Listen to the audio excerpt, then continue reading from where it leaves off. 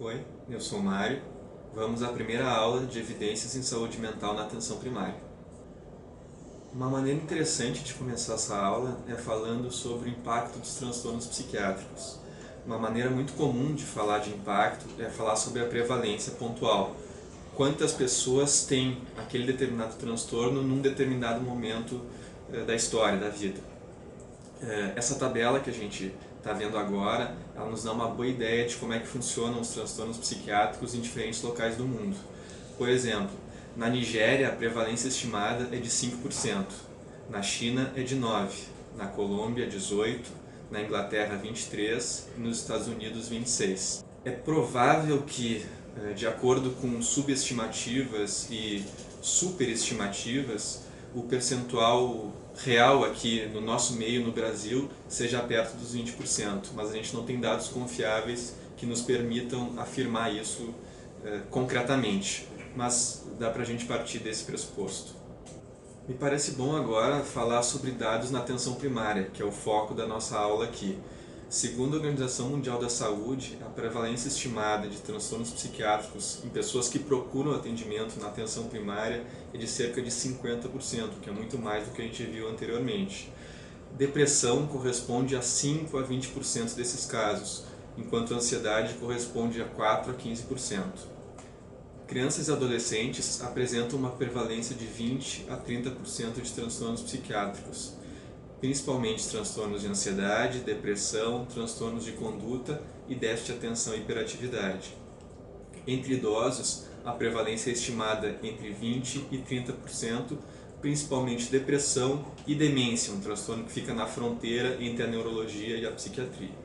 No entanto, a prevalência não é um índice muito confiável para a gente estimar o impacto dos transtornos psiquiátricos ou de qualquer transtorno que for, porque a prevalência não nos mostra o quanto aquele transtorno impacta na vida, tanto daquela pessoa individualmente como da sociedade como um todo.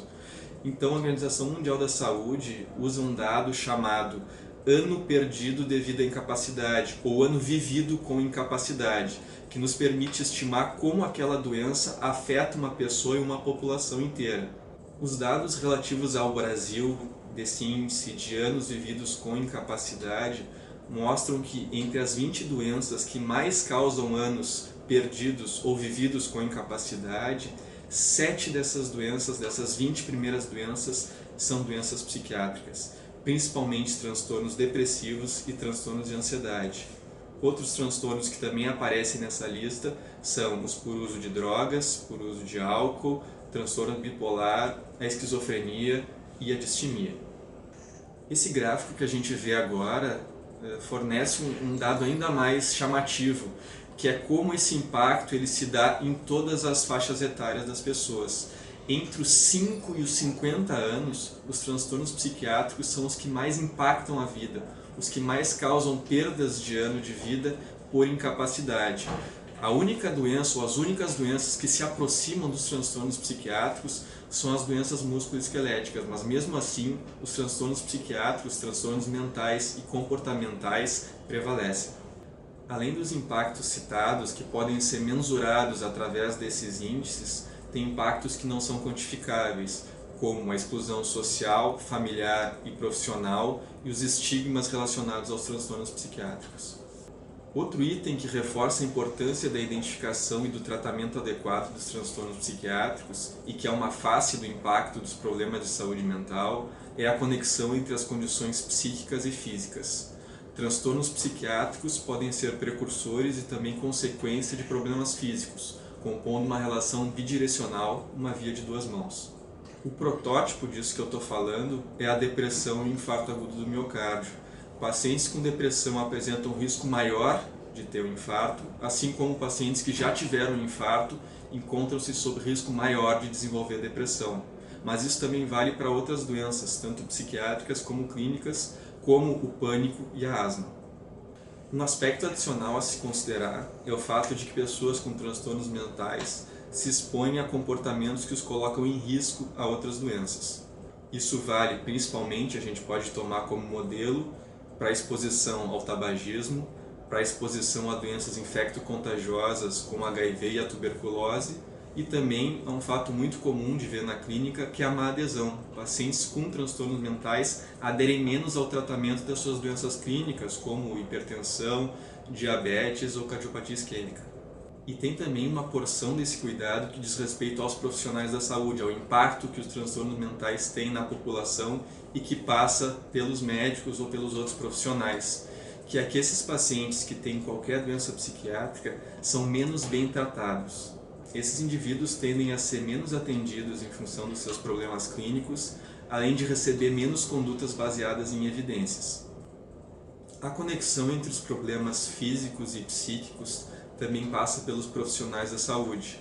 Indivíduos com transtornos psiquiátricos tendem a ser atendidos com menor frequência por seus problemas físicos e a receber menos condutas baseadas em evidências.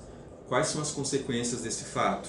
O maior risco de desenvolver problemas físicos significativos, como diabetes, doença cardiovascular, AVC e doenças respiratórias, e um risco de desenvolver essas doenças cedo, antes dos 55 anos de idade. Isso redunda numa taxa de mortalidade aumentada. Um outro dado que é importante conhecer é o que a gente chama de lacuna de tratamento, ou em inglês, treatment gap. O que esse dado nos informa? Que a distância entre a oferta de tratamento e a demanda por tratamento é enorme. A Organização Mundial da Saúde estima os seguintes dados de não tratamento. 49% dos casos de ansiedade generalizada não recebem tratamento. 55% dos casos de pânico não recebem tratamento. 56% dos casos de depressão não recebem tratamento. 60% dos casos de transtorno bipolar não recebem tratamento. 72% dos casos de abuso e dependência de álcool não recebem tratamento. E 82% dos casos de transtorno obsessivo-compulsivo não recebem tratamento. Como é que a gente vai preencher essa lacuna e minimizar os impactos que eu citei? A melhor maneira é a integração do cuidado em saúde mental na atenção primária. Essa integração fica mais fácil se a gente consegue colocar em prática os atributos essenciais da atenção primária, principalmente o acesso e a longitudinalidade. A importância desses atributos não inclui os demais, como a coordenação do cuidado e a integralidade, mas esses dois eu destaco porque eles são importantes em qualquer lugar e a qualquer momento. Se um psiquiatra está no seu consultório, o que ele mais quer é que aquele paciente possa acessar ele a qualquer momento, quando ele precisar, e que ele possa também acompanhar esse paciente ao longo do tempo. O bom atendimento em saúde mental na atenção primária provoca impactos positivos, diferentemente dos negativos que eu citei.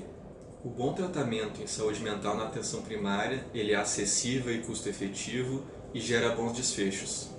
Falando sobre acessibilidade e custo-efetividade, o tratamento dos transtornos psiquiátricos na atenção primária reduz os custos para o paciente e para o sistema de saúde. O custo do tratamento da depressão para evitar um ano de incapacidade fica entre R$1.000 e R$4.000. Para evitar um ano de incapacidade pelo transtorno do pânico, fica entre R$700 e R$2.500. Se a gente pensa no custo que um paciente doente tem para a sociedade e para ele individualmente, vale muito a pena a gente tratar esses casos. Com treinamento e apoio continuado, é possível diagnosticar e manejar a maior parte dos transtornos psiquiátricos. O nosso grande objetivo aqui é contribuir com vocês nesse sentido.